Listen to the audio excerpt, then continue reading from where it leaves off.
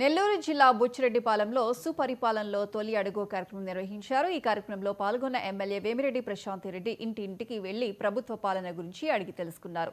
ఆ తర్వాత ఆమె మాట్లాడుతూ మహిళా ఎమ్మెల్యేనని చూడకుండా మాజీ ఎమ్మెల్యే ప్రసన్న నీచంగా మాట్లాడడం దారుణమన్నారు.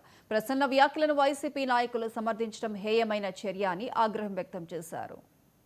వాళ్ళు అడిగిన మాటలు ఏ ఒక్క నాయకుడు గాని ఏ ఒక్క రాజకీయ నాయకుడు గాని వైఎస్ఆర్సీపీలో అమ్మ ఆడబిడ్డ కూతురు చెల్లి ఉన్న వాళ్ళు ఆ మాటలు తీసుకుపోయి వాళ్ళ ఇంట్లో వాళ్ళకి వినిపించి వీళ్ళని క్షేమంగా వదిలితే ఆ రోజు నేను ఇది తప్పు కాదు అని వాళ్ళు మాట్లాడిన దానికి నేను సమాధానం ఇవ్వాలంట. వాళ్ళు మాట్లాడిన చెత్తకి నేను సమాధానం ఇవ్వాలంట. ఏమని సమాధానం ఇవ్వాలి? మీకు మీ చరిత్ర మొత్తం ఈ కోవూరు నియోజకవర్గం అందరికీ తెలుసు. నేను అంటే వాళ్ళు మొత్తం వచ్చి చెప్తారు.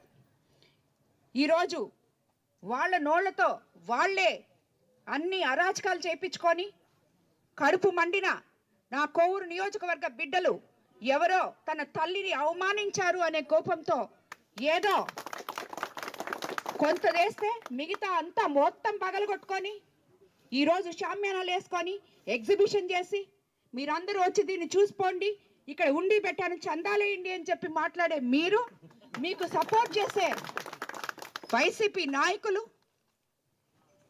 నేను ఈరోజు జగన్మోహన్ రెడ్డి గారిని కూడా అడుగుతున్నాను, సార్ మీరు ఎందుకు మీ వాళ్ళని ఇలా ఎంకరేజ్ చేస్తున్నారు? ఏం తప్పు చేశామని మహిళలకి ఇంత అన్యాయం ఎందుకు? మీరు మీ ఇంట్లో వాళ్ళని అంటే మీరు ఊరుకుంటారా?